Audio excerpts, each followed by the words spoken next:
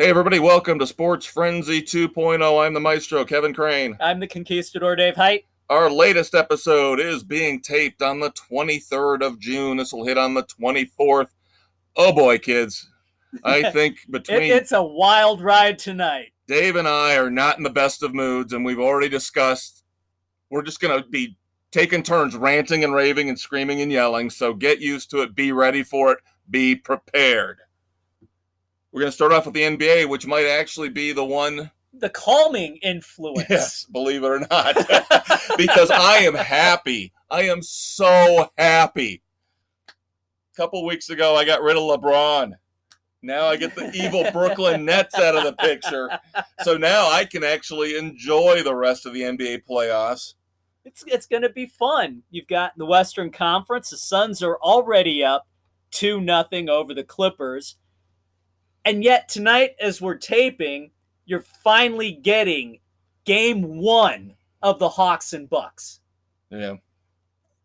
Ugh, yeah. idiots. When we get to hockey later on, earlier in the playoffs, we had issues with the North Division up in Canada being behind. Yeah. And now everybody there's caught up.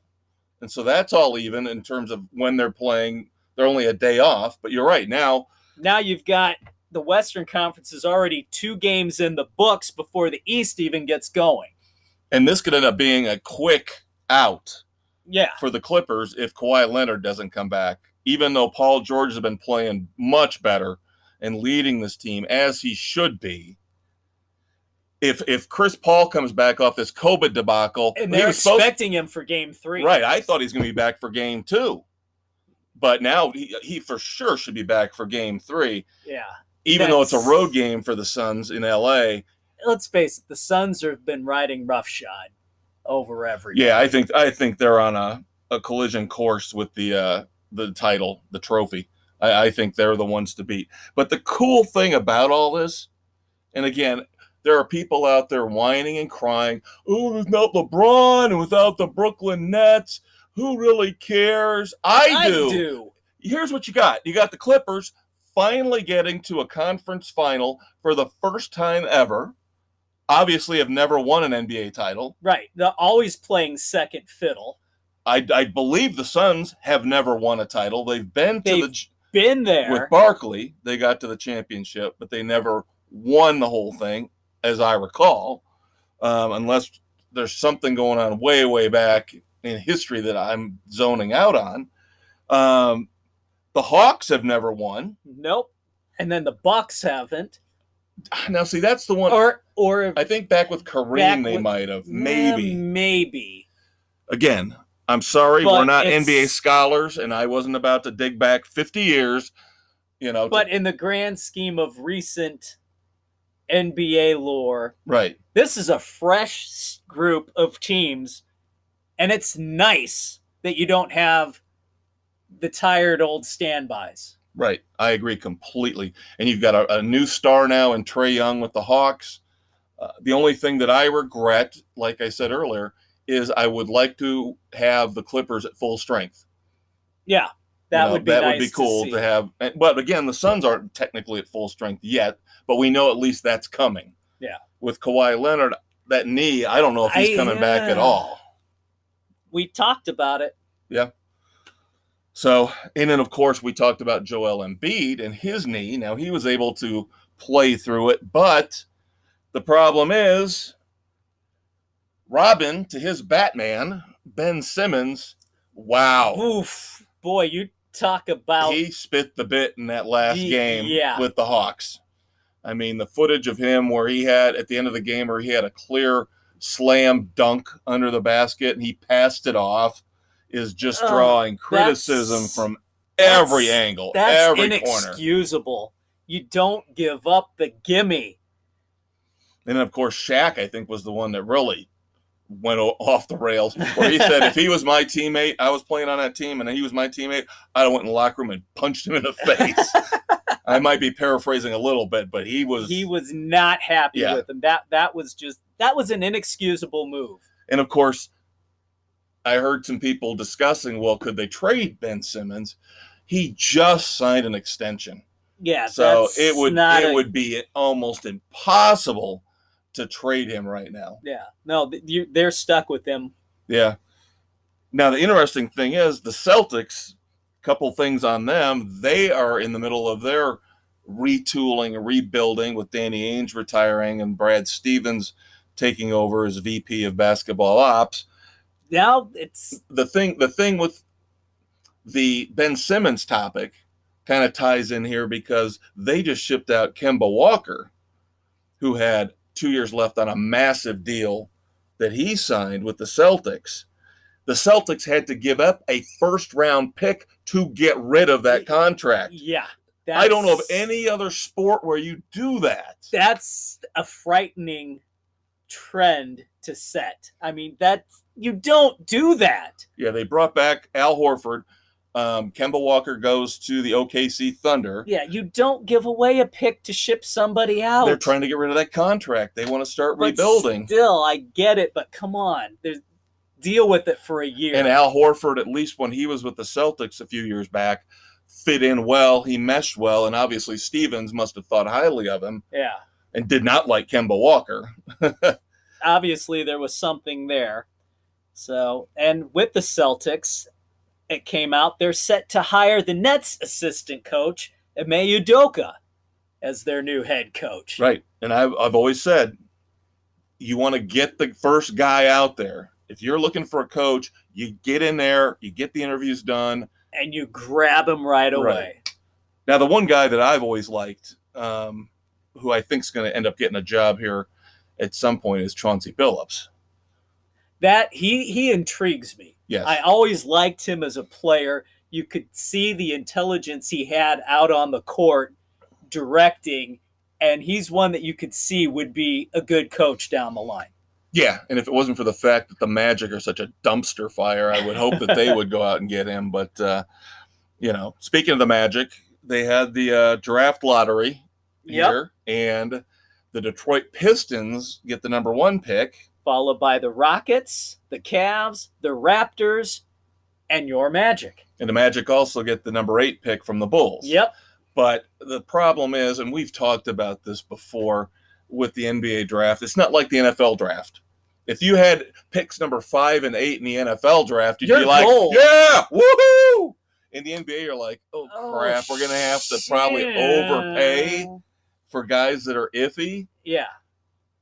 Some of the mock drafts I've seen, it looks like maybe the Magic are at the worst possible position because it looks like there's going to be about 4 quality prospects.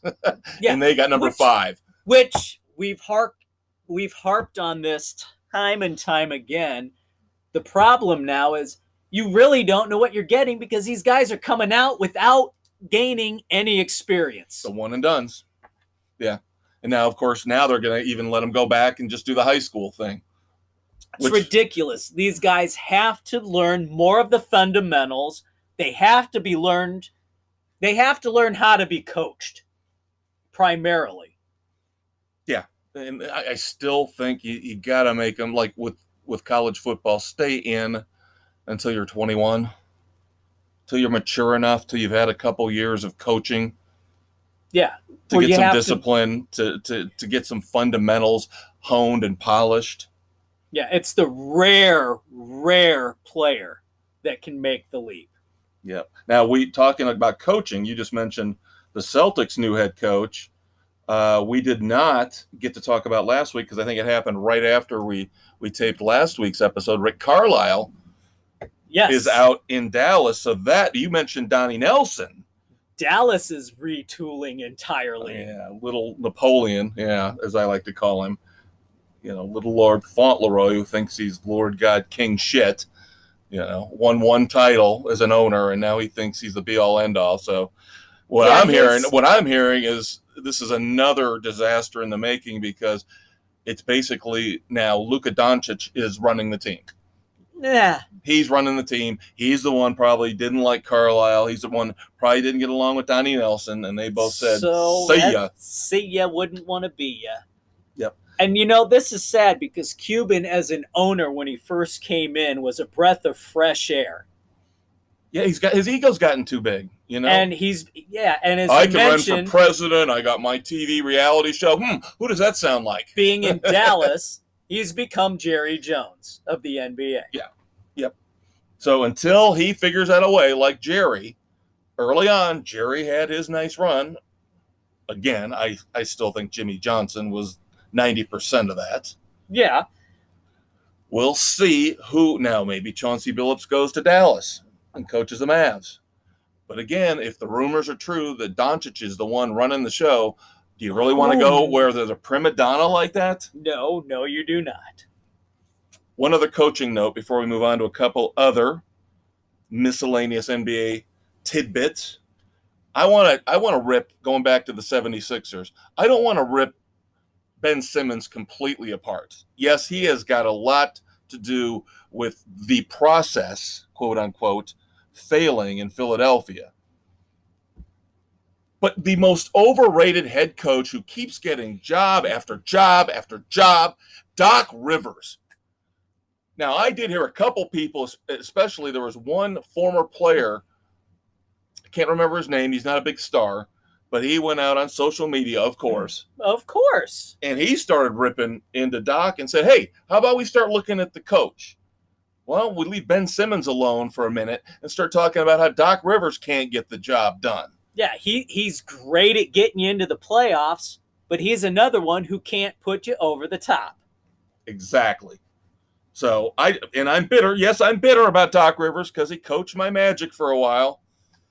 But he's a wine bag. He's another Steve Kerr, Greg Popovich. The ego fills up the room and pushes everybody else out into the hallway because he thinks he's the be all end all. At least Kerr and Popovich have multiple titles. Doc does not. Doc's got one. So slow your roll, Doc. Before you start throwing Ben Simmons under the bus, look in the mirror. Yep. All right. This news today, I saw this in my inbox this morning, put a smile on my face. And I love it. Oh, my God, I love it. The Harlem Globetrotters want to become an official NBA franchise. They sent a letter. They sent a letter to the NBA front office to Adam Silver and said, listen, we've had about enough of this. How many players? Why can't we be a team? Why not? And if it wasn't for the fact that New York's already got two teams, and they're not right now going to ship out, the Knicks aren't going anywhere. No. The Nets would be the only possibility, but of course now that they're the poster children for, NBA super team partial success. Yeah. It's a funny, I don't think it's PR. I think they're probably just bitter because they don't get the recognition from the NBA they deserve. It would be great. It would be great to have the Harlem Globes. That would be fun. Could you imagine jersey sales would be through the roof? That would be unbelievable. That would be fun. Could you see LeBron James on the Harlem Globetrotters? Oh, no, screw that! I wouldn't want that piece of garbage anywhere near the beloved Harlem Globetrotters. That's the first thing would happen is he try to form a super team with the Harlem Globetrotters. Yeah. All right, my last little tidbit. Oh, look, LeBron James. My weekly LeBron. Why? I just got to keep going back. Because all he's doing is he's talking about his stupid Space Jam movie. Then stop talking about it. Now the ads. No, Warner Brothers. All you're doing is promoting it for him. So zip it. Warner. No, I'm not talking about him. I'm talking about the movie company. Okay, so this is a loophole. No. In my rant. No.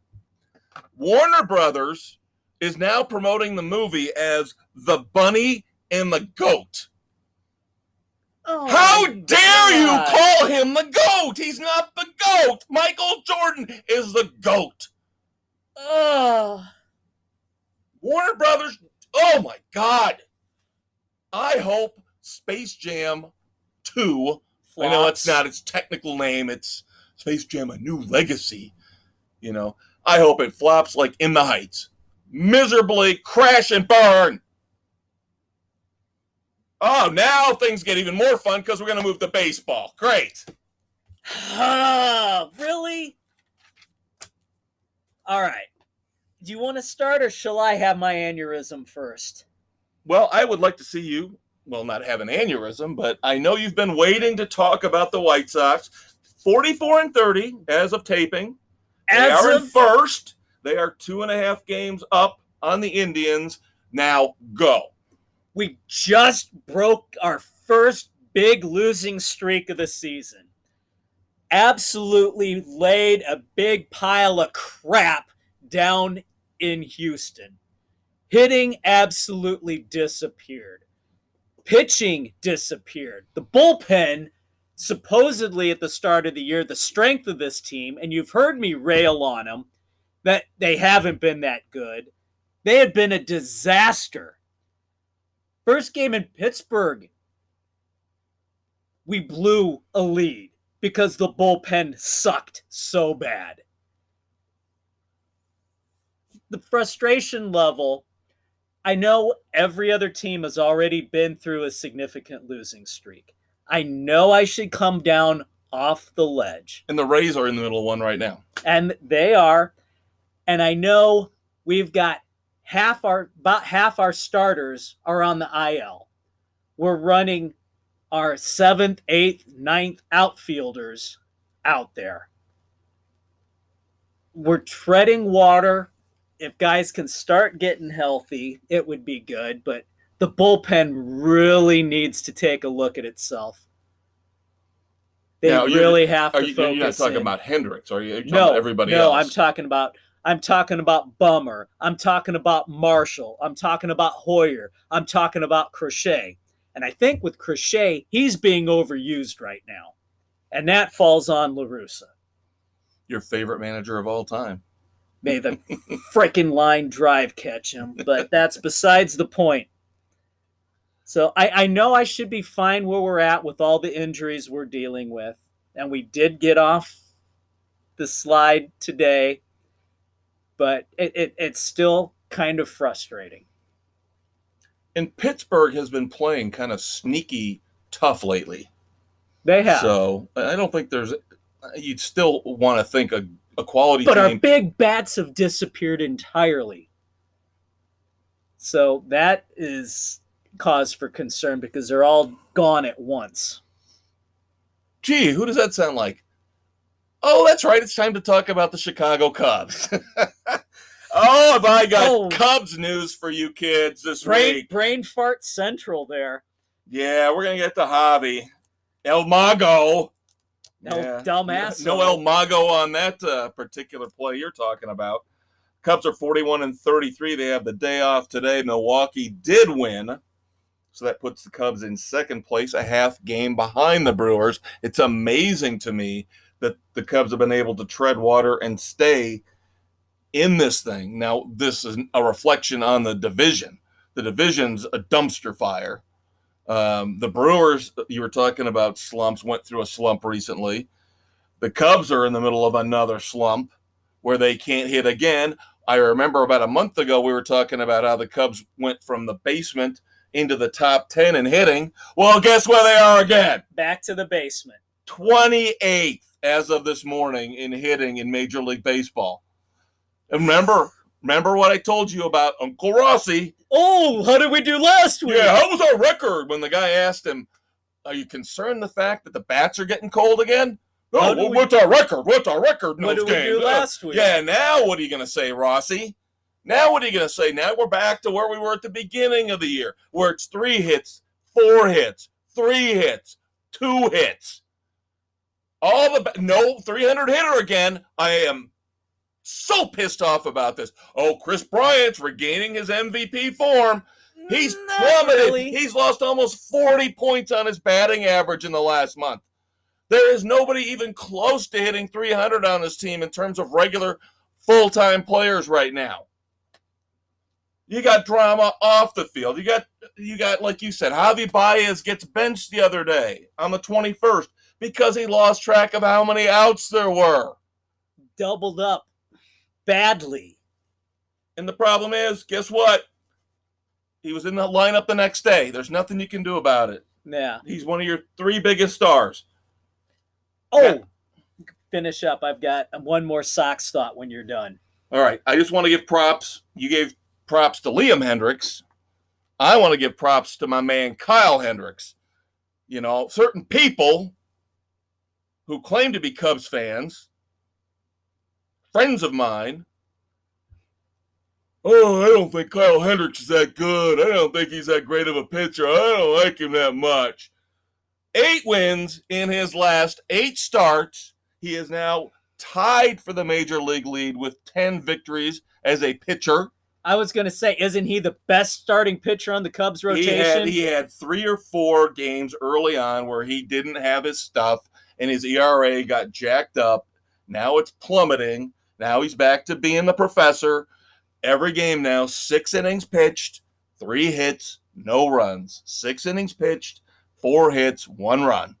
He's fine. He's our best goddamn player. Now, I want to talk about the opponents for a second. As the Cubs they cannot beat the Marlins. They cannot beat the Miami Marlins. We were embarrassed in the playoffs last year by the Marlins. Then we just recently got beat 2 out of 3. Adam Duvall, of all people, Who?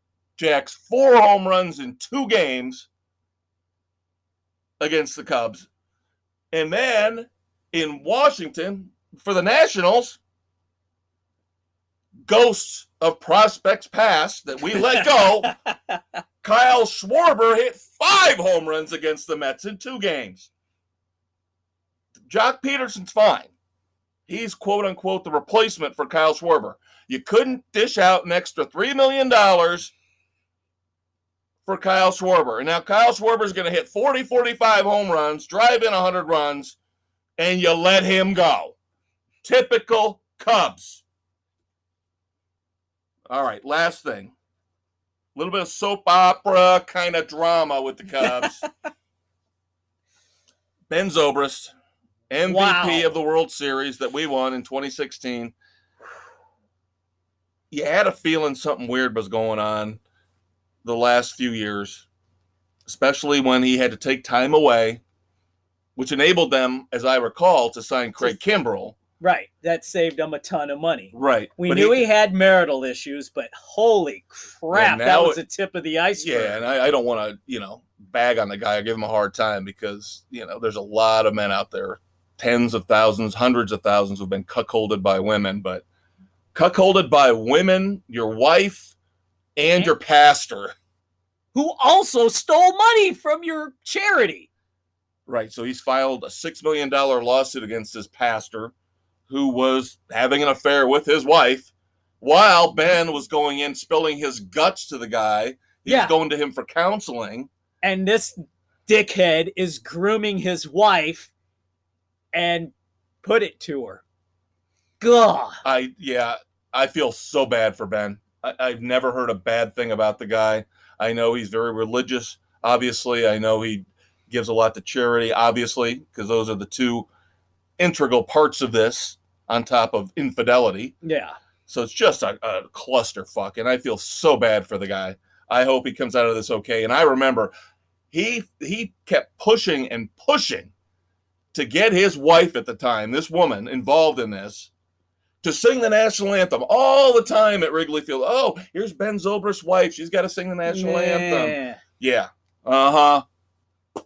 How you like me now? All right, what's your White Sox tidbits? I have one other thing that I forgot to mention, that through this problem, our defense has sucked as well. Most notably, our third baseman, Yoan Moncada, has made throwing errors in, I think, 4 of the 5 losses. Inexcusable on routine plays. Just be glad you're not the Diamondbacks. The Diamondbacks are still in the middle of a 23-game road losing streak, a record for Major League Baseball. They've been playing at home recently, so that's on hold, but it's still active. They just broke the other night a franchise record 17-game overall losing streak. So it could be a lot worse, David. It could be. like you could be pulling your pants down like Max Scherzer. Or Sergio Romo is the other one that did this the other night. They're tired of the inspections. I mean, come on. How many times was Scherzer checked in that game? It was 3 times. 3 times. 3 times. The third time, frickin' Girardi, he's going to his hair. Check him. Girardi, you're a douchebag for pulling that move. It was inexcusable. Can I side with Girardi? Trying to get into Scherzer's head? Yes, and he at least had a respectable explanation after the game. It was bullshit. He said, I have never seen, in all the times I've managed against Max Scherzer, I have never seen him go to his hair like that all the time like he was doing in this game between the Phillies and the Nationals.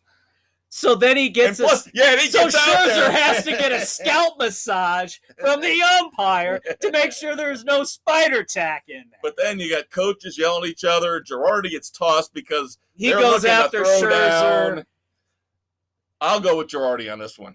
I'll stick with my man Joe and say he was playing mind games with one of my favorite pitchers. I love both of them as a thing. Scherzer and Girardi both. I love both of them. But this is going to cause Manfred to go down as the worst fucking president of baseball ever. He has no clue what the hell he's doing. You never should have done this in the middle of the season. Exactly. Never, ever should have done this in the middle of the season. And this is a shit way to do it. It's half-assed, no thought behind it. Nope. For crying out loud, it's a rule that should have been frickin' managed from the very beginning. It shouldn't be an issue, but you let it go for so long, and it goes back to frickin' Stephen Hawking wannabe. But see, like, God. Yeah, as he sat there and he clapped and cheered and said, "Yay, Sammy Sosa! Yay, Mark McGwire! Yay, Barry Bonds!" While they're taking the cream and the clear. Yep. I don't care if they're what. I don't see anything. All I see is ratings going up. I see a home run chase on national TV and opening up before my eyes. Yes. Dollar signs like Bugs Bunny in his eyes. Ka-ching, ka-ching. Who would have thought I'd reference Bugs Bunny twice in the first segment? In 2 different sports. Yes. All right, kids. We're going to be right back. We're going to talk about racing. Lots of racing news, including our recap of the Nashville race. First time the Cup guys have been in there in a long, long time. SRX. And big news in the Fox Sports booth. Yes. Finally confirmed. It's going to be interesting. Stay tuned. This is Coach K, and after my retirement from college basketball, I plan to become an analyst on Sports Frenzy 2.0 with the Maestro and the Conquistador every Thursday on Spotify, Anchor, Google, Radio Public, Pocket Cast, Breaker, Apple, Overcast, and Castbox. And don't forget to check out our Facebook page. Hey, everybody. Welcome back to Sports Frenzy 2.0. June the 23rd, 2021. We will be hitting all over the place. Google, Apple, Spotify, Anchor, Pocket Cast, Breaker, Overcast, Castbox, Radio Public. Wherever you get your damn podcasts. Tomorrow morning on the 24th is when we're going to hit. I'm the Maestro, Kevin Crane. I'm the Conquistador, Dave Height. All right, time to talk racing. Time to talk some racing. We've got the Pocono doubleheader coming up. We got a Nashville recap.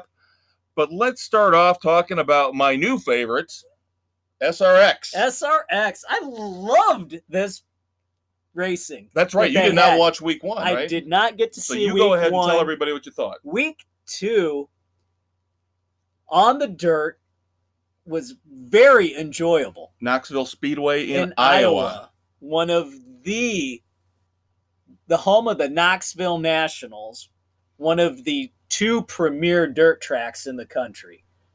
And who would you expect to dominate on dirt out of the SRX drivers? Smoke. And he did. He did. He did. Yeah, Tony Stewart won the second of 6 races for SRX this year. Yep. In dominating fashion. Yeah, and we learned some more. You and I discussed this while we were getting ready to tape. They actually did do a better job, both on their website and in the broadcast, of explaining some changes they made. Which you heard here. Go ahead and tell them about the changes that we forced on them, Dave. That's right. Last week, if you recall, it was brought up by the maestro that they ran the first heat and inverted, and how they finished the second heat is how they were going to start the feature. And we railed on that why even bother running the first heat? That if you're going to run both, why don't you do an average? And that's where you start the feature. Damned if that isn't what they did. And I will give them credit. I went on their website to get some details in terms of standings and everything. They actually do have a point system like NASCAR. I wish they would have said something about it. I've watched both races so far, and I cannot remember hearing Alan Bestwick or Danica Patrick, Brad Dougherty, any of them say anything about a point system. I did not hear anything about points in the second. And I also wish they would have mentioned that there is a rotating system involved with the drivers, not just a local legend. But now Greg Biffle raced week 1, did a phenomenal job, and I was wondering why he wasn't in the points, the top 10 at all. When I looked at the SRX website after the second race, signed up for the whole thing. Only 1 race. There's only 10 drivers who are committed for all 6 races for the SRX season. Now, here's where it gets tricky. Tony Kanaan is technically one of those 10 drivers, but he has 2 races he cannot make because of prior commitments. So this week, and I wish they would have given her the points and like let Kanaan and Hailie Deegan both. Hailie Deegan had a phenomenal Hailie Deegan race. Finished second, and she's going to fill in for Kanaan one more time coming up down the road here. Hailie Deegan was great. Hailie Deegan was awesome. And she got, 5 minutes of practice?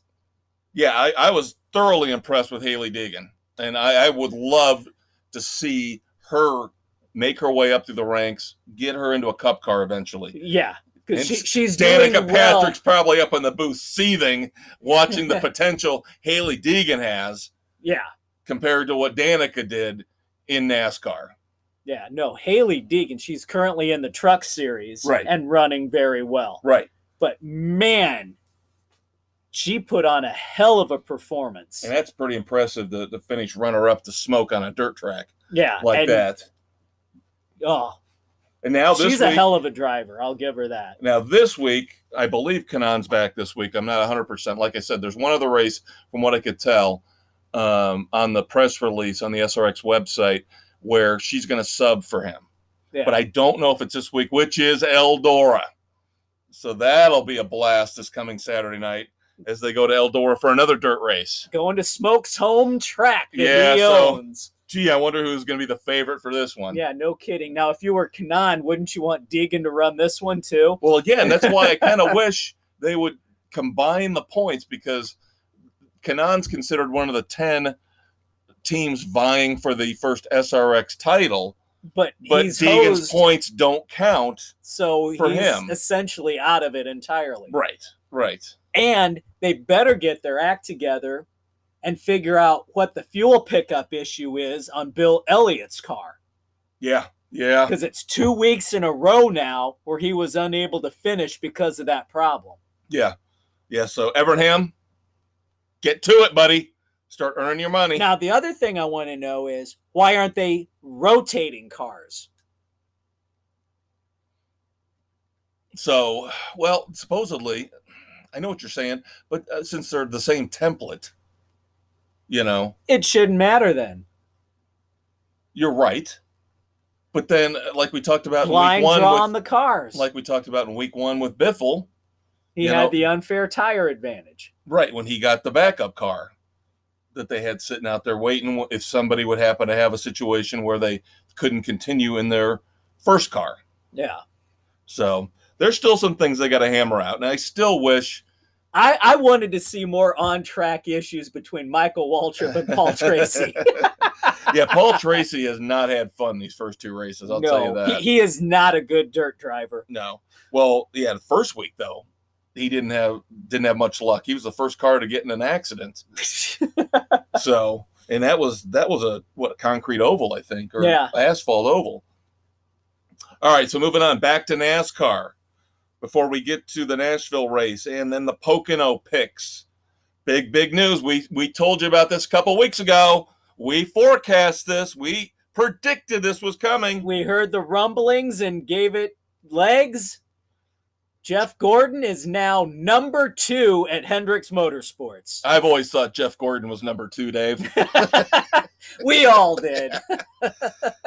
Yep, so now he is going to be the heir apparent to Rick Hendrick. Vice chairman. Right.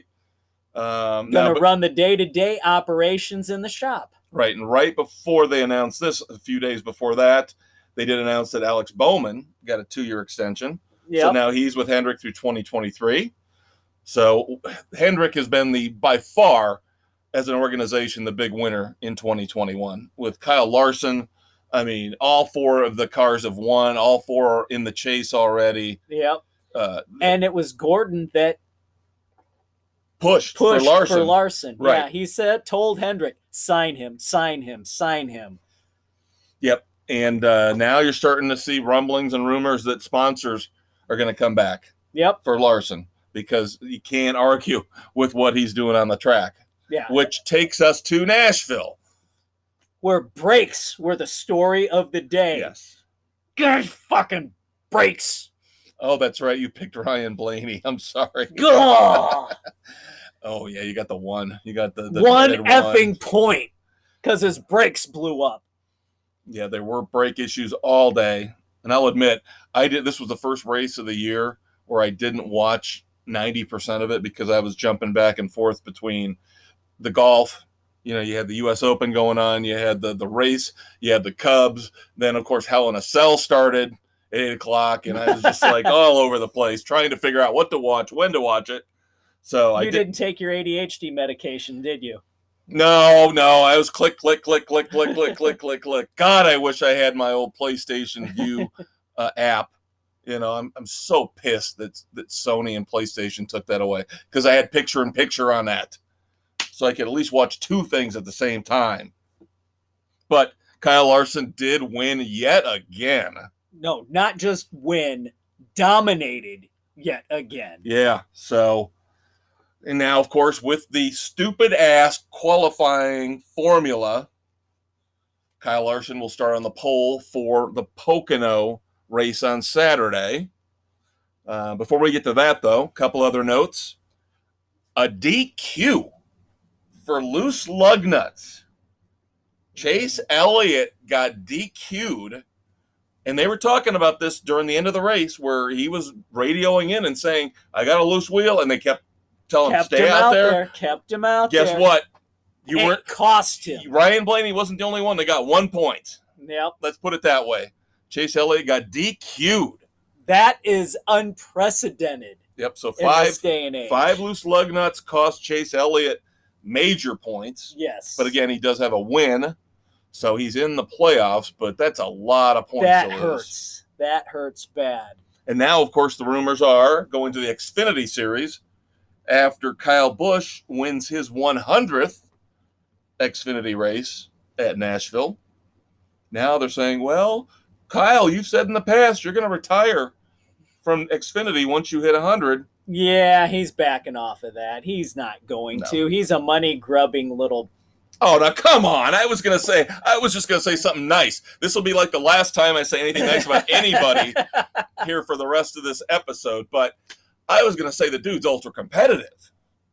I wasn't going to say he's a money grubber. I was going to say he's ultra competitive. That man will get behind anything with a steering wheel and 4 tires on it.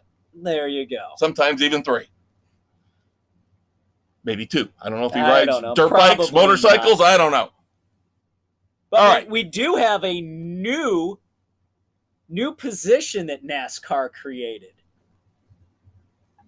Do tell. The growth and engagement advisor position, to try and get new fans involved. And the person who has that position is Alvin Kamara.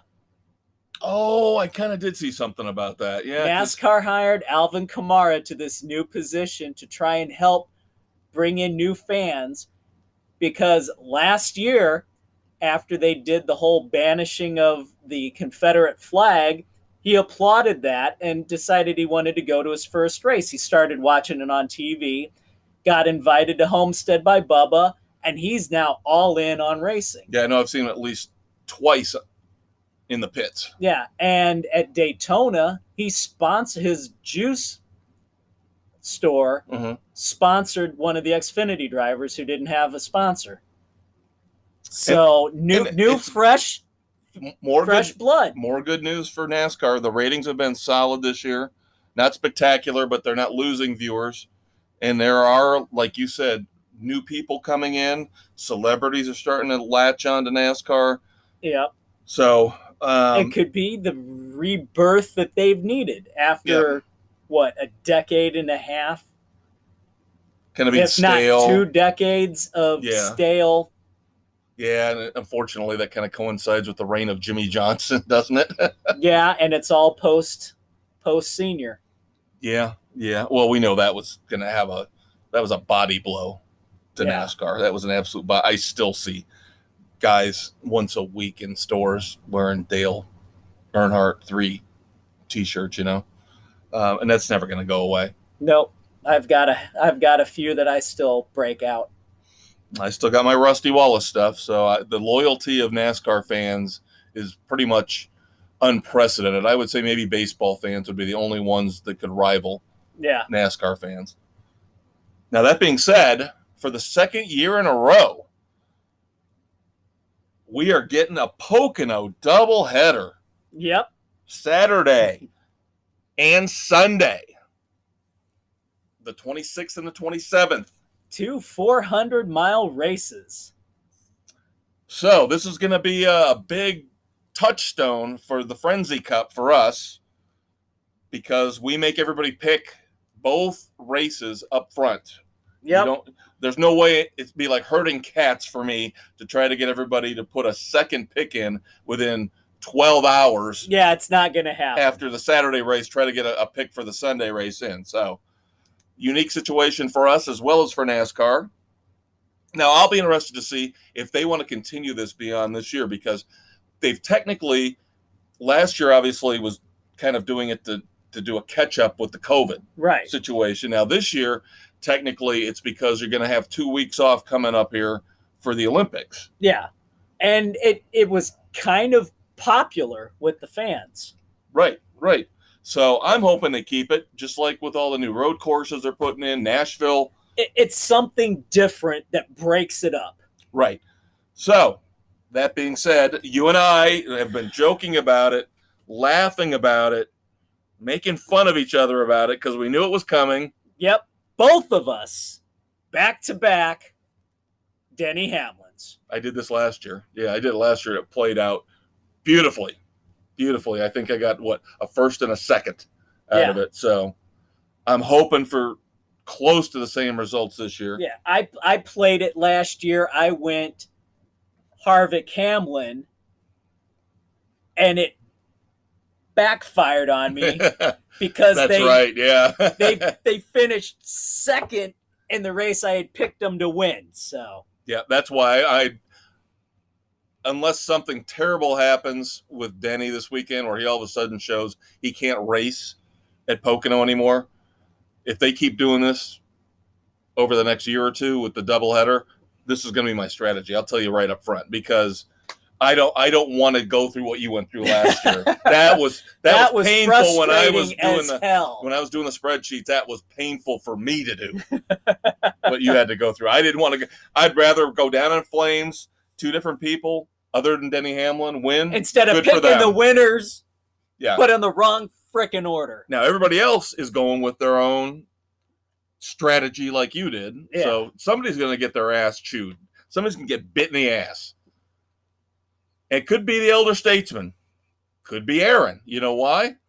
Sam has got Hamlin Saturday, Harvick Sunday. Aaron's got Harvick Saturday, Hamlin Sunday. They went with my run from last year. Then we've got Doug has not got his picks in yet, which is fine. Nick is going Harvick Saturday, Kyle Busch Sunday. Bill is going Kyle Busch Saturday, Hamlin Sunday. And Jen is the only one that kind of went great picks, but went away from the whole Hamlin Harvick duo. She's going Truex Saturday and going with Larson Sunday. Now, the only criticism I have of her picks, if you're going to take Larson, I would have taken him Saturday because he's guaranteed the pole, and that was posted Wednesday morning, so she should have known that. Yeah. I would have taken him on Saturday. There you go. All right. Like I said, Doug hasn't got his picks in yet, but that's cool. He's got a couple hours here to get his picks in. And that's it for our racing segment. Now we move on to the Conquistador going off on the NHL. Take it away, bud. All right. First off, we're going to get our little Stanley Cup recap going for you. Canadians are up 3-2 on the Golden Knights, getting ready to clinch that one. Lightning are up 3-2 on the Islanders. They can actually clinch as we tape, so we'll see how that goes. Now, my rants. Frickin' again, no consistency on discipline within the NHL. Frickin' Islanders Matthew Barzal cross-checks the Lightning Jan Ruda in the damn face, and they don't suspend him. They give him the maximum $5,000 fine. Ooh. Oh, yeah, you gave him a game misconduct. Whoop-de-frickin-do. You want to get this shit out of the game, then start frickin' penalizing everybody. Suspend them for a game or two. Frustrating as hell. And me as a hockey outsider, we brought this up about a month ago. I can even see how this must be extremely frustrating for hockey fans because, again, as an outsider, I see the inconsistencies in the discipline they're handing out now, on these players. Just because Barzal had never had an issue before is no excuse. You're trying to get this out, set the precedent, and be done with it. All right. You feel better? Rant 1 is done. I was going to say, I thought you had more. Yeah, I've seen this story mentioned only once so far, and I'm waiting for it to gain traction. But it's a huge black eye to the Blackhawks organization. It's coming out because of lawsuits against them and against former video coach Brad Aldridge, who is accused of sexual assault. Currently, well, let me go back in history and it'll all tie together. Back in 2010, Aldridge was accused by 2 Hawks players of him inviting him over, getting him drunk, watching porn, and trying to blow him.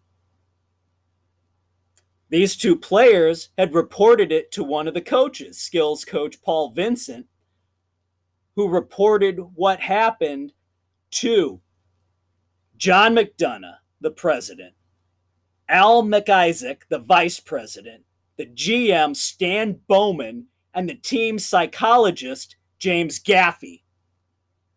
None of them did a damn thing about it. In fact, Gaffey, the psychologist, convinced one of the players that it was the player's fault that it happened. This asshole needs to have his fucking license revoked. That's inexcusable. They did nothing. When the season was done, Aldridge left to pursue other career opportunities. He became a fucking high school hockey coach. And now he's accused of assaulting a 17-year-old player. It's unbelievable. It's unbelievable that these predators exist in our world. And the whole fucking organization, from the president all the way down to the fucking psychologist, did nothing. Nothing. It's like shades of Penn State. It's shades of Michigan. But again, when do people step up and start doing something? When do people say enough's enough? Somebody, as you're pointing out, knew. Somebody in all these situations had to know. And it's a shame. One coach stood up for the players, tried to get something done, took it to those who obviously he needed to take it up to ownership, but it never got that far. And to blame the victim. That is totally inexcusable. Jesus God. I mean, that's we hear about that and hear about that for decades. We've heard about, a woman being raped and they say, well, you wore a low cut shirt. You wore a skirt that was cut too high. You can't blame the victim. These assholes need to be stopped. And you cannot keep protecting them no matter what. It scares me. You walk down the streets. I know we haven't been able to walk down the streets the last year, but you walk down the streets in a city. How many people are you passing by on any given day that are weirdos, dirtbags? Weirdos, perverts, dirtbags. It's unbelievable. Unbelievable. I am so pissed off. I can't even speak anymore. I had to get that out there. I don't know if this story is going to gain traction. And that was the other thing you told me was that, and I didn't know about this, it's not getting a lot of coverage in the sports media. No, not at all. I saw one story about this on Yahoo Sports. Yep. And Yahoo is actually turning out to be one of the best sources for sports news. Good, because ESPN, you know how I feel about them. They suck. They can go away and die. Yeah. Unless it's happening in New York or Boston, forget about it. Yeah, or soccer. Or, something that can make money for the rat. Yeah. Oh, sorry, I forgot Los Angeles, too. Yeah. All right. Couple NFL tidbits. I'm going to give you a warning here. If you thought the Conquistadors rant was a bit much, which I didn't, I loved it. I thought it was fantastic. You better not listen to the third segment coming up because it's going to get a lot worse. I got some stuff that I just have been bottling up inside. It's got to come out. And it's not about LeBron James. Okay? So take that for what you will. But we do have a couple little tidbits in the NFL. The Bears are in a war with Mayor Lightfoot in Chicago as they try to, are they playing political games or are they making legitimate decisions to move away from Soldier Field and out of the city? Stay tuned, kids. We'll discuss. Are you tired of getting body slammed by the mainstream sports media? Are you sick of their lame trash talk? Check out Sports Frenzy 2.0 with a tag team of the Maestro and the Conquistador. Pile drive those jackasses into submission. Available on all major podcast hosts, including Spotify, Anchor, Google, Radio Public, Pocket Cast, Breaker, Apple, Overcast, and CastBox. Kevin Dave, slap a figure 4 on all the major sports networks who lie, kiss ass, and refuse to take names. New episodes drop every Thursday with new weekend edition episodes every Saturday. And that's the bottom line, because Sports Frenzy said so. All right, kids, welcome back to our miscellaneous segment. We're going to get started with the NFL. I'm the Conquistador, Dave Height. I'm the Maestro, Kevin Crane. And I think we're going to get started with the Bears putting in a bid to buy the Arlington racetrack property. leading into a potential move and a new stadium. So, as we alluded to at the end of last segment, this is setting up a big fight with Mayor Lightfoot in Chicago. She's put a post on social media after the bid was disclosed. they have their lease through 2033. And it would be nice if they were relevant past October. Wow, what a leader she is. Not, I mean, let's face it. Soldier Field has kind of become a joke around the NFL with the big spaceship atop. The renovation did not go as they'd hoped. They lost their historic landmark designation because of everything they did. It's the smallest of the major market stadiums. There's no parking. It's hard to access for the fan base. They need something new. And if you ever want to have a Super Bowl, you need more room. That's true. Super Bowl is probably a big consideration in all of this. And a retractable roof. I know everybody loves Bears weather. Ooh, on the lakefront.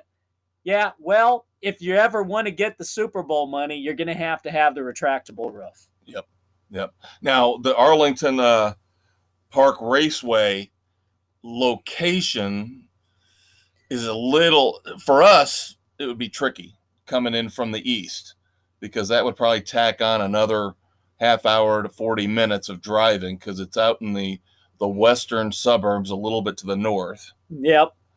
So I don't know how much I like that, but in all these other business aspects, you're 100% correct. Get the Super Bowl, more parking. You can build up around there. You can put in the restaurants Right.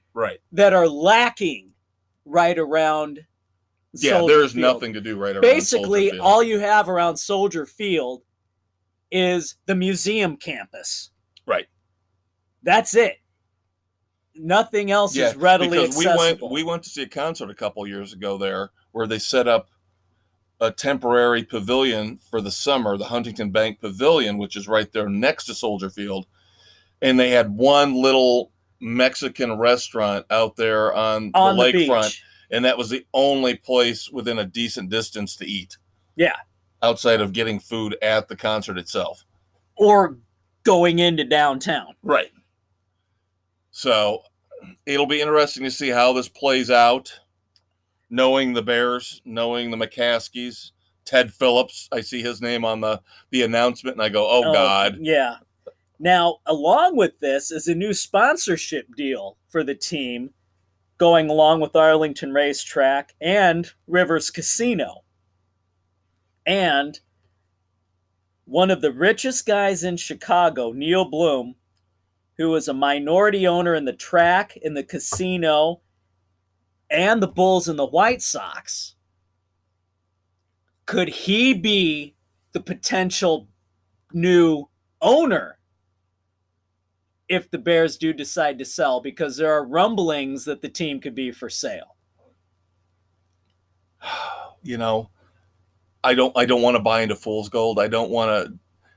I'm just throwing it out there. I know. I'm just throwing it out there. But that's like the Ford family selling in Detroit. Is that ever going to happen? You know, are the McCaskies ever really going to give up control of the Bears? Who knows? Who knows? There's rumblings. We're just trying to put 2 and 2 together here, kids. Speaking of owners that people don't like, Dan Snyder, the Washington football team, trademark denied. Too generic. How is it too generic? It's too generic. It is. It's too generic. And somebody, a couple parties out there, I believe a couple different parties, own the trademarks to almost every other name that they've been looking at since they dropped the Redskins. That's because they were stupid and put out some of the names that they were considering that they were having fans vote on. Yeah. So you had these opportunistic bags go out and put trademarks, hoping to make a windfall from Snyder. Yeah. Yeah. It's kind of like Joe Biden putting out all those targets to Russia and saying, here are these targets that we don't want you to hack. Washington, they do everything bass-ackwards, kids. Yep, pretty much. They have no clue what the hell they're doing there. All right, now it's time to start getting into controversy. Man, we might have to go 4 segments this week because I think we're going to be taking a lot of time on some of these topics because we're going to delve deep into social issues, politics that all have come into the sports world. That is not what we are. In the sports world in the last week. No, we are not becoming the frickin' rat network. But we have to put out the non-PC views on these things. That's what we're here for. No, I don't want to hear about it when I turn on the tube there. I'm sure the people don't want to hear about it here. Well, we have to talk about Raiders defensive end, Carl Nassib. We do. Announcing that he is gay, and he is now the first active gay player in the NFL. Good for him. And it should just stop at that. Right there. And you know, did he really have to come out that way? Now, you hear all the LGBTQ plus whatevers wanting to be taken as normal, would you say? Normal members of society. Normal members of society. But at every turn, it's drawing the light on me, wanting the recognition. At what point do you stop that part of it and become part of the accepted society? When do you assimilate? When do you just say, hey, black, white, gay, straight, we're all part of this. And now we have to have the president come out and say, I'm so proud of him for coming out the way he did. Why do we have to do that? We went through this with Michael Sam. Remember, he got drafted, but he never made the roster. Yep.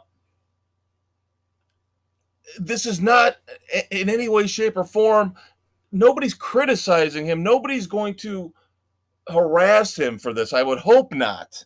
No. You know? And the thing is, like you said it perfectly. If the media didn't have, media is even more me. The media has to make it a big story so they get ratings, and then the LGBTQ plus community, like you said, has to go, oh, look how great this is, how wonderful this is, how awesome this is. And again, now, I know why they want to do it is to show that, yes, we can do anything anybody else can do, and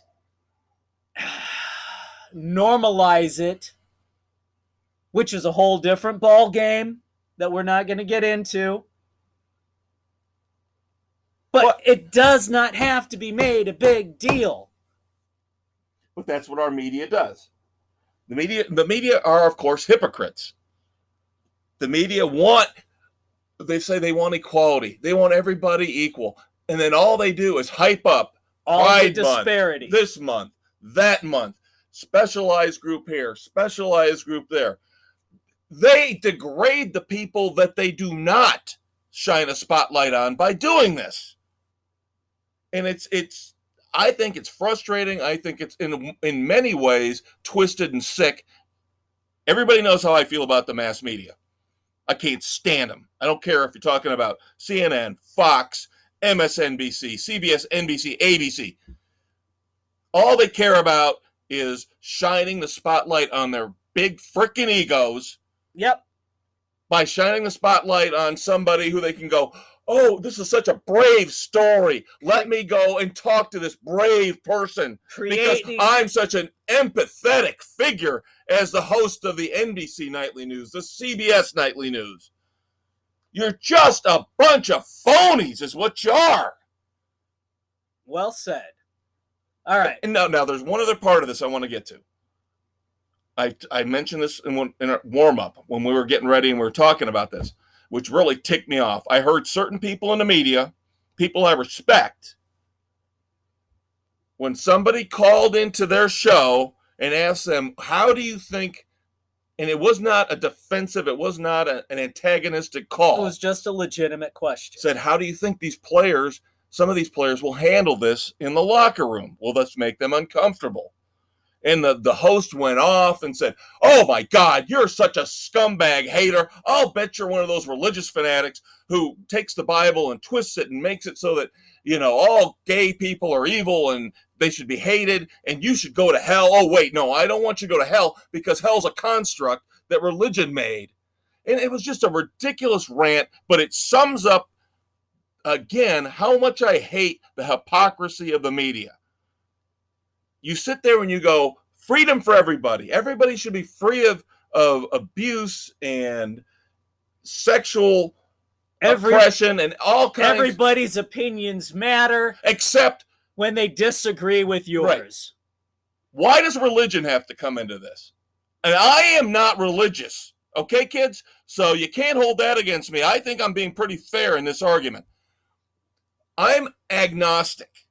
So I want to know why you seem to want to stifle religious beliefs and religious talk and religious debate every time it comes up.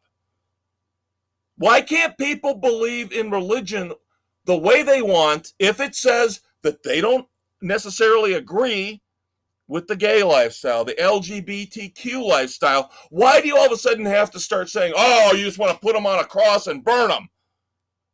It's irresponsible and it's disgusting. You can't have it one way and not the other. Everybody gets free speech. Everybody gets their day in the sun. Everybody gets their moment on the podium to speak and express their opinion. You don't get to decide who does and who doesn't, because you're the ones that are going to be burning books next. You're going to be the ones that want Fahrenheit 451. You're the ones that want to go to 1984 George Orwell. You're the ones that want Big Brother watching everything we look at, read, view on TV and on the internet. Stop being hypocrites. If people don't agree with the lifestyle, they're allowed to say that. If people do agree with the lifestyle, they're allowed to say that. It's free speech. It's called the First Amendment. Leave people alone. Let them express themselves the way they want. If they're queer, gay, heterosexual, homosexual, everybody, Catholic, Islamic, get the right to express their opinions. That's what made America great until the mass media got a hold of it and tried to tear it down as we record this. I'm sick of it. Very well put. I told you, kids. Dave had the hockey. I had that. And I'm not even done yet. I'm telling you, we're going to have to go 4. We're going to have to go 4. All right. But we got to talk about golf. Let's get off the serious stuff and talk I golf. wanted to bring up vindication for Rahm. Yes. Thank the sports gods that this guy was able to win the U.S. Open after the travesty that was befallen upon him. The COVID debacle. Where the PGA screwed him royally. I think that was the memorial a couple of weeks ago, and we talked about that. Yeah, it was sweet. It was. I like to see guys who have toiled away, like Rahm, and Rahm. It's eerie.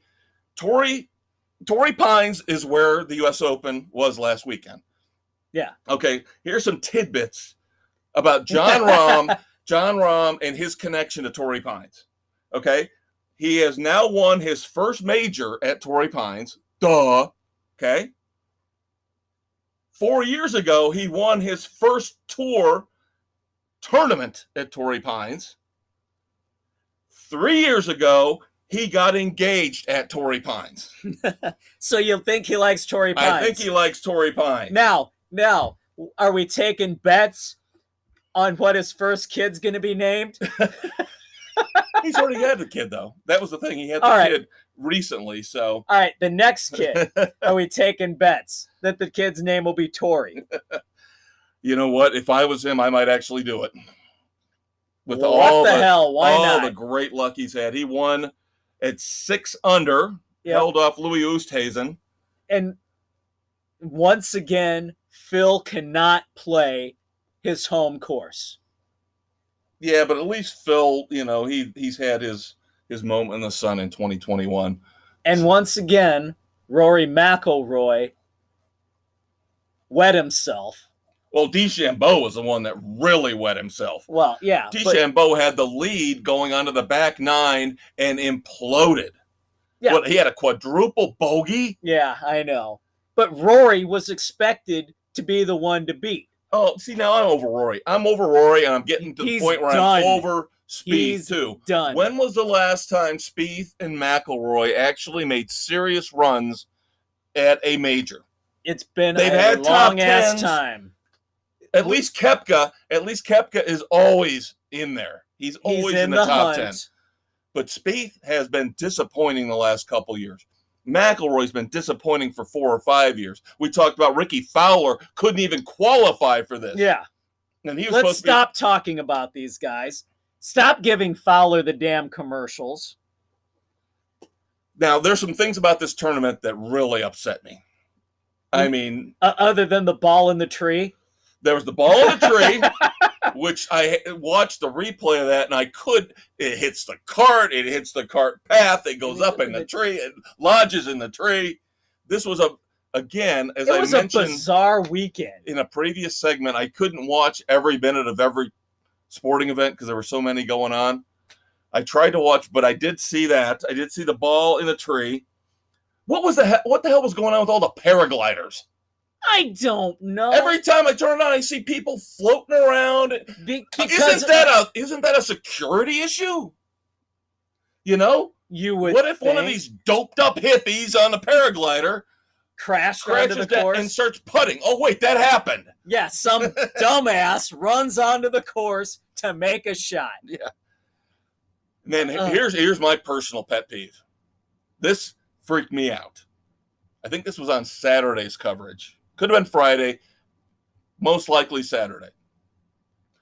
One of the guys hit a ball into the brush. Was this over by the bridge?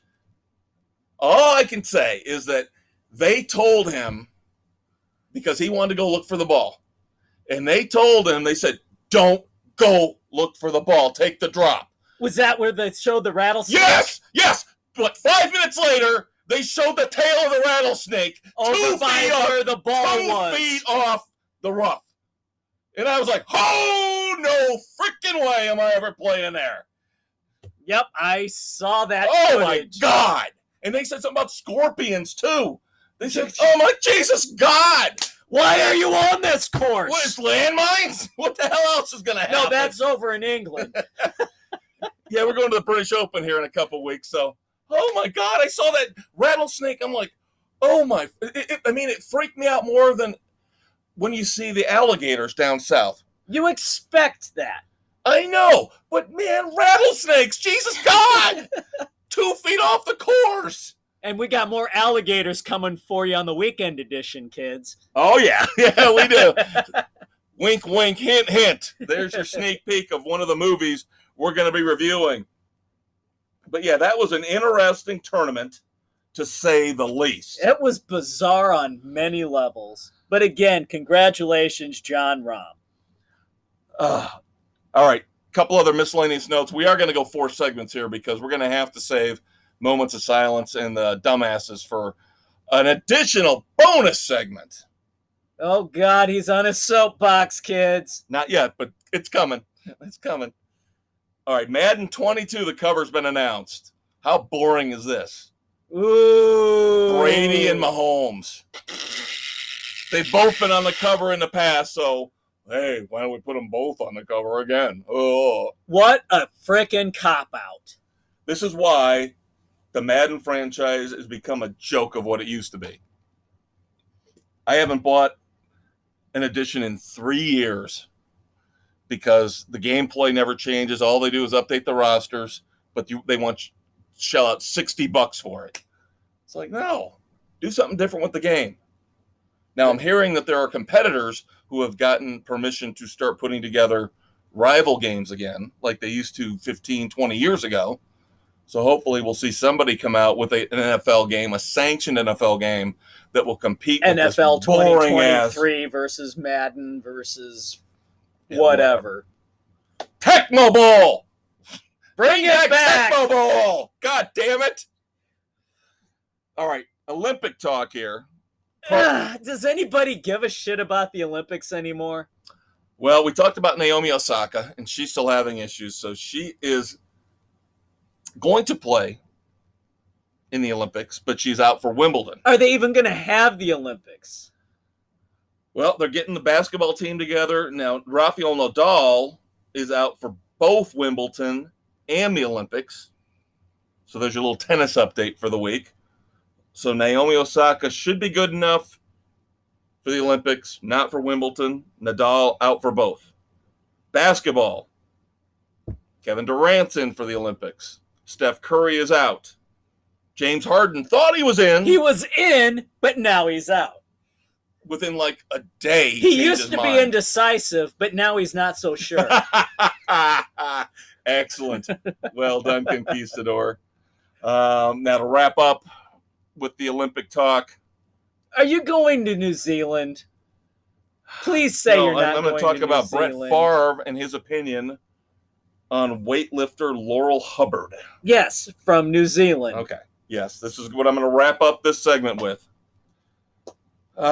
We've talked about this in the past. We talked about the physical differences between men and women in the transgender movement in athletics. Now, Brett Favre came out about Laurel Hubbard from New Zealand, who is the first Olympic transgender athlete who will compete. In and of weightlifting. course, Favre says no.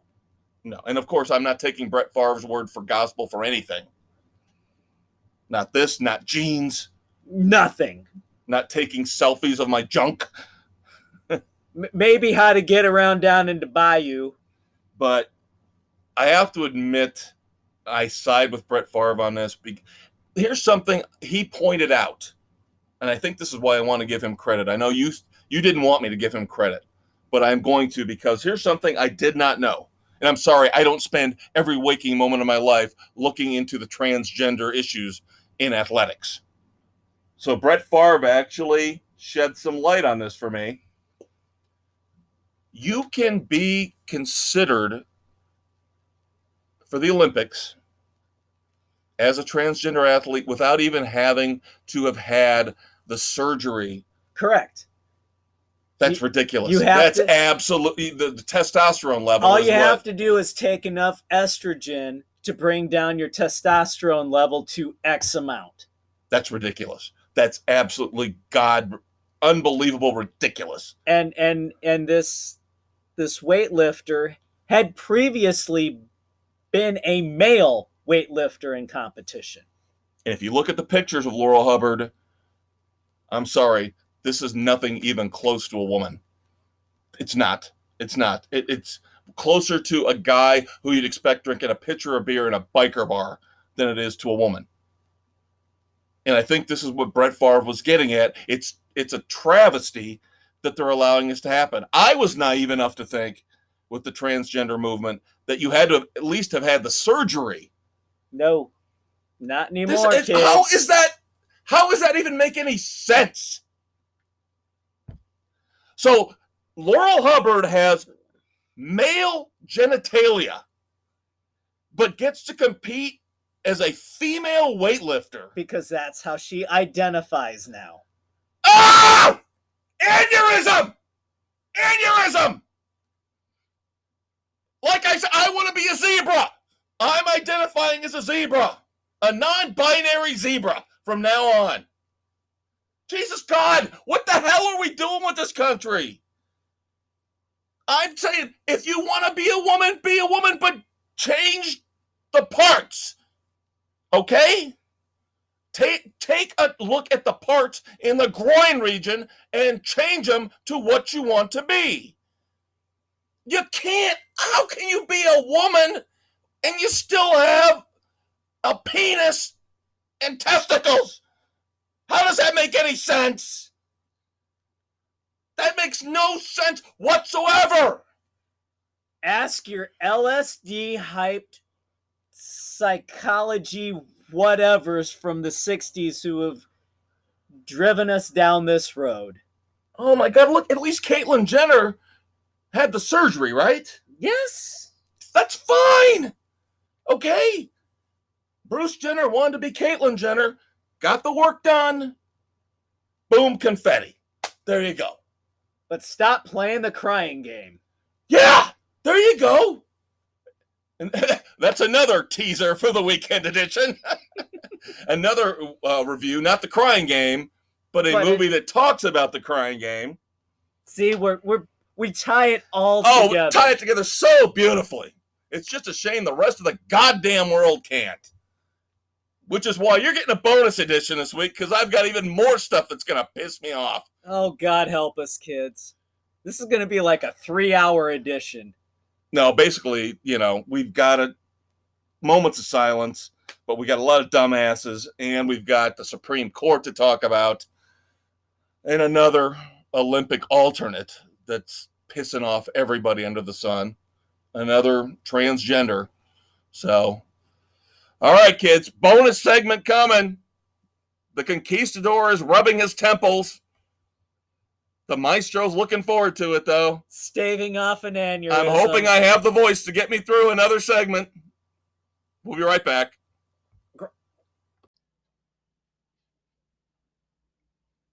When the mindless zombies at the major sports networks won't leave you alone. When the forces of evil on local sports radio have you cornered. Load up the boomstick known as Sports Frenzy 2.0. Available on Spotify, Anchor, Google, Radio Public, Pocket Cast, Breaker, Apple, Overcast, and Castbox. Kevin Dave will drive the dull and boring voices in your head away and offer you the sports salvation you need. New episodes drop every Thursday. And don't forget the weekend edition every Saturday, where the maestro and the conquistador might just review your favorite horror flick. Sports Frenzy 2.0. It's groovy.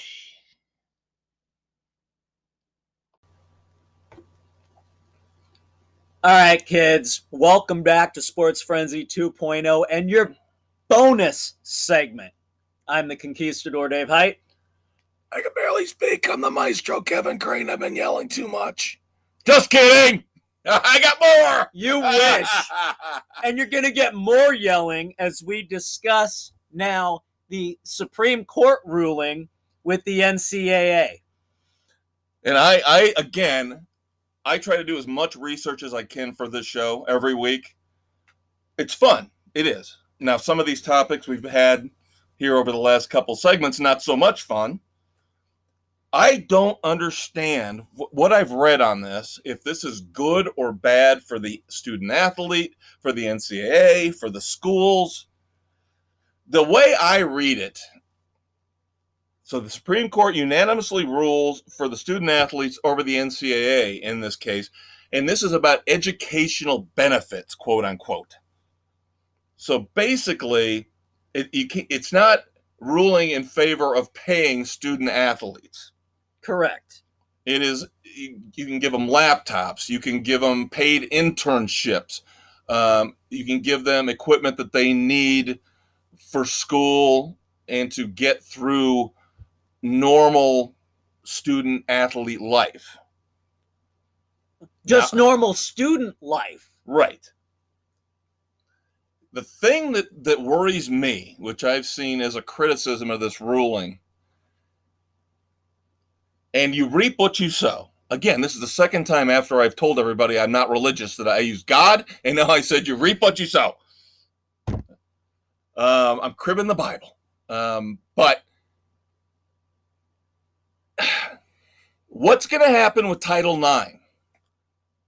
If you start draining money from these big money-making, the football team, the basketball team, you start draining money from the big money-making programs, and there's nothing left. Now, we know you can't get rid of the women's team and not the men's team. Correct. But that would lead me to believe that you could wipe out, like, men's and women's lacrosse, men's and women's swimming. You could start wiping out at some of these schools a lot of these lower tier athletic programs. If now all you're going to do is start giving all these perks to the football players, the basketball players. It should all be going to every student athlete. Now, what brings it about is the high profile, big money making programs. And this is the fallacy of the amateur student athlete. This is the house of cards that is the NCAA. They have put so many stipulations on what these players can and cannot do for their quote-unquote amateur status. They can't even go out to dinner and have an older brother or sister take them out for dinner without having it reported. Right. Because the older brother or sister who took them out for dinner could have got the money from a booster. Probably not, but come on. No, I'm just saying that's what the thinking is. That's the idiocy that the NCAA has. It's only convenient when they want it to be. How many millions upon billions of dollars have they made off of these people? These amateur student athletes.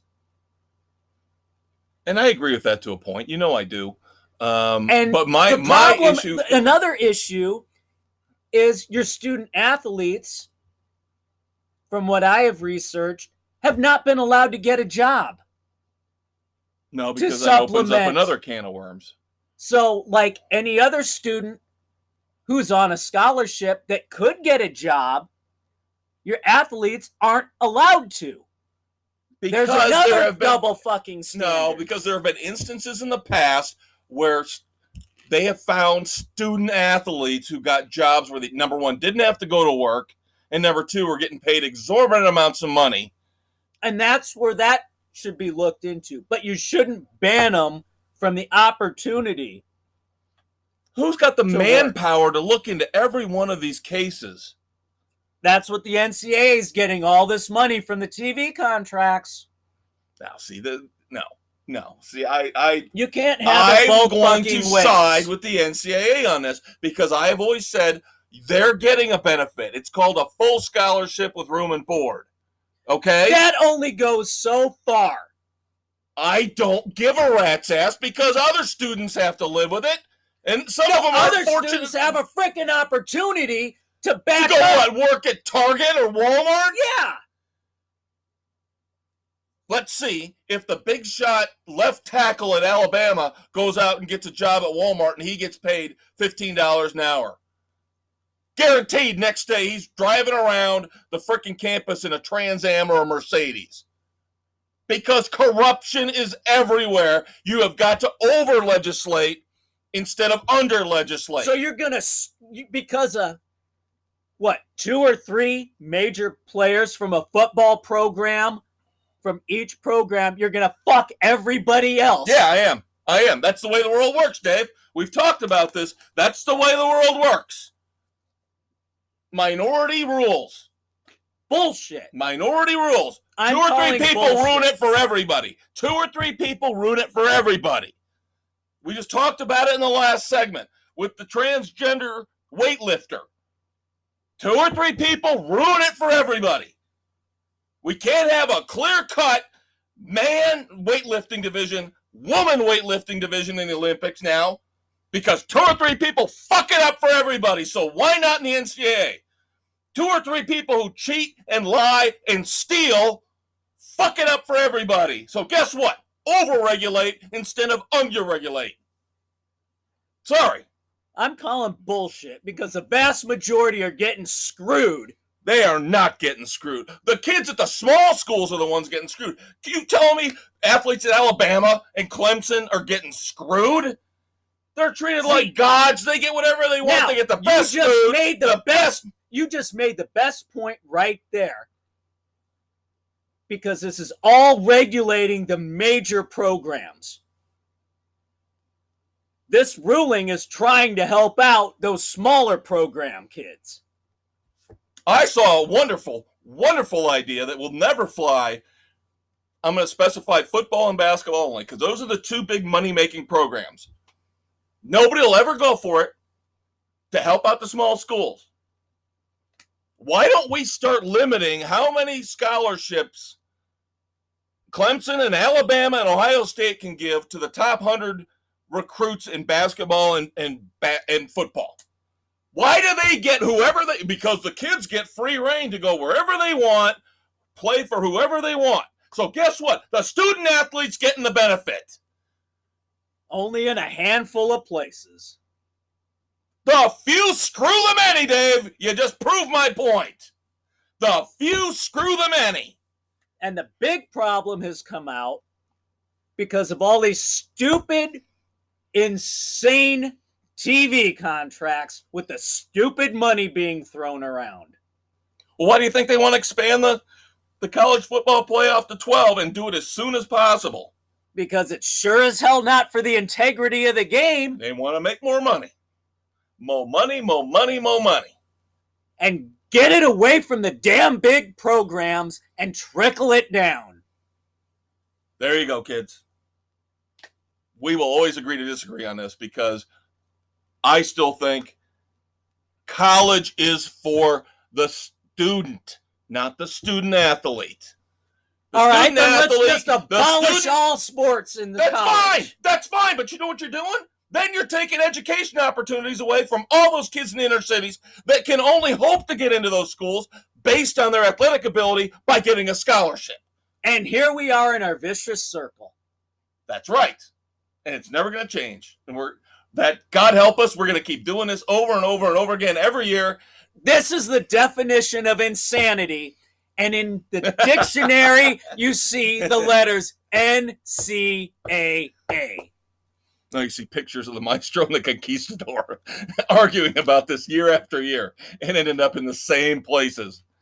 But it's awesome. I love it. This is what America should be. Debate, argument, and afterwards, have a beer. You know, he and I are going to drink a beer because we don't take it personally, even though I'm right and he's wrong. And he's an idiot and I'm a genius. All right, Dave, I am going to let you take over here because we have got a few moments of silence in the sports world. We've got a couple of past NHL players who have passed away. Tom Curvers, assistant GM from the Minnesota Wild, lung cancer at 58. And former Buffalo Sabre Rene Robert, part of their famed French Connection, it was a heart attack at 72.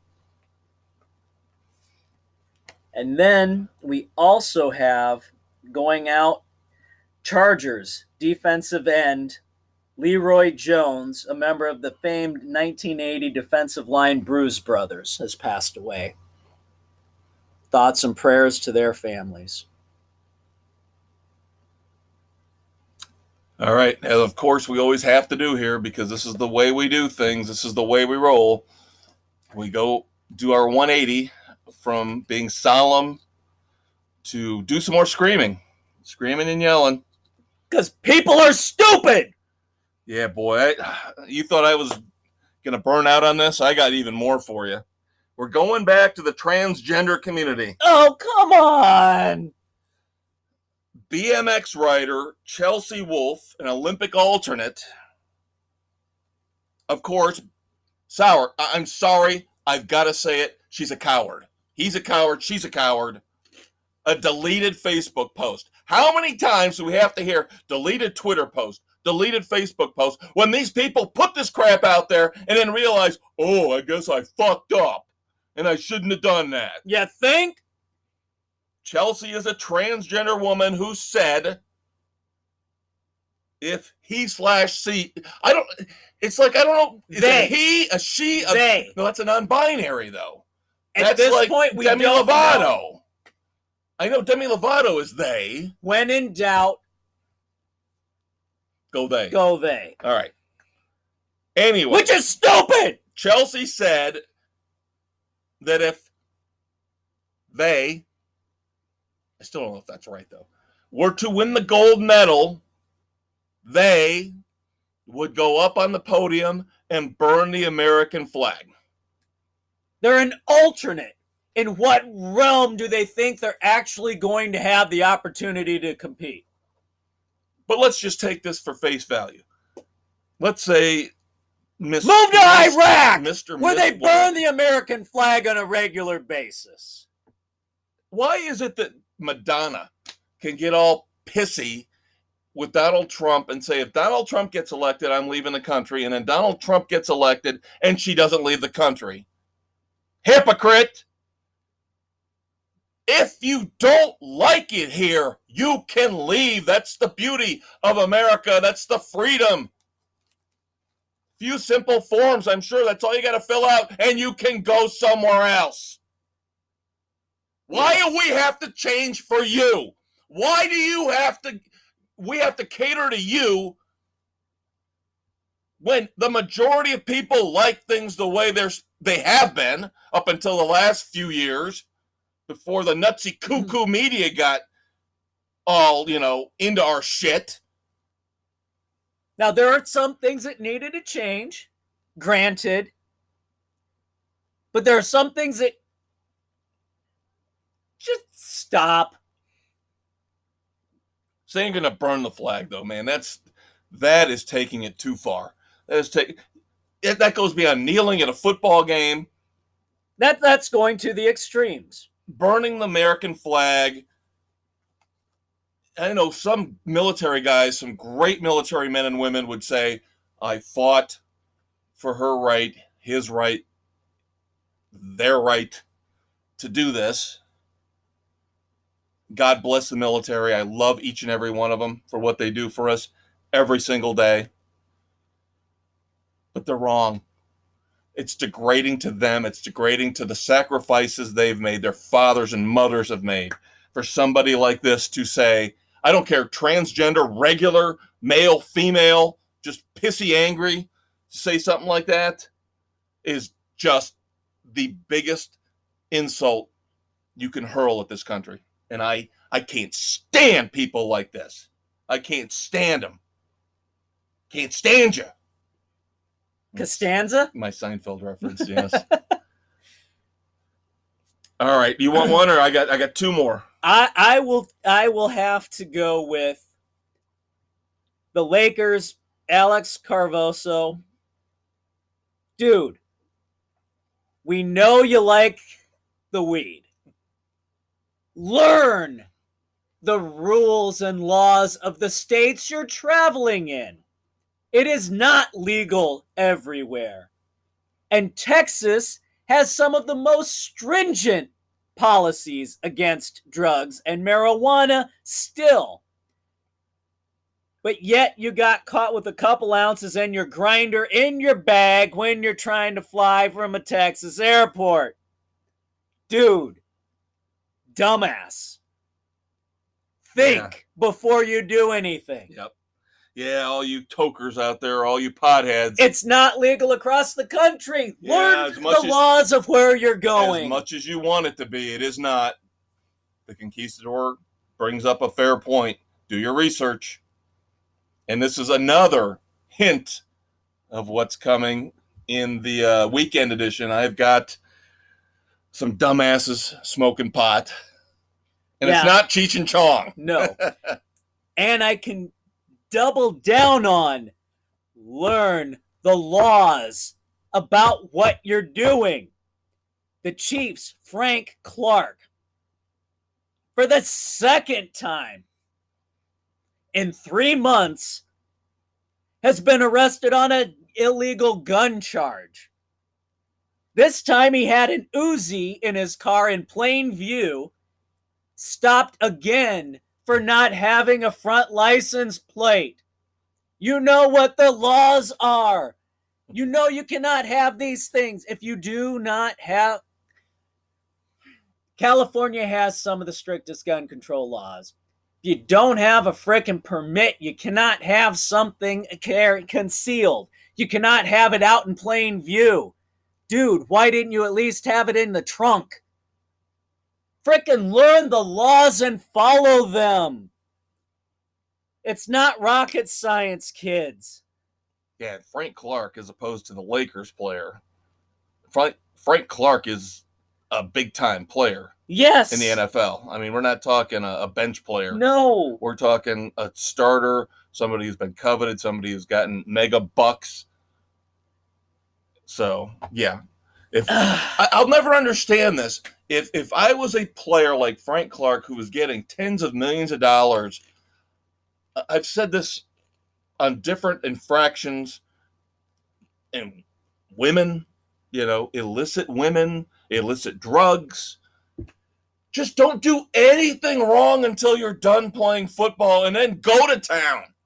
Or how about you just don't do anything fucking stupid? Well, that's too much to ask because we're living in America where now all of a sudden we're overrun with idiots. Case in point,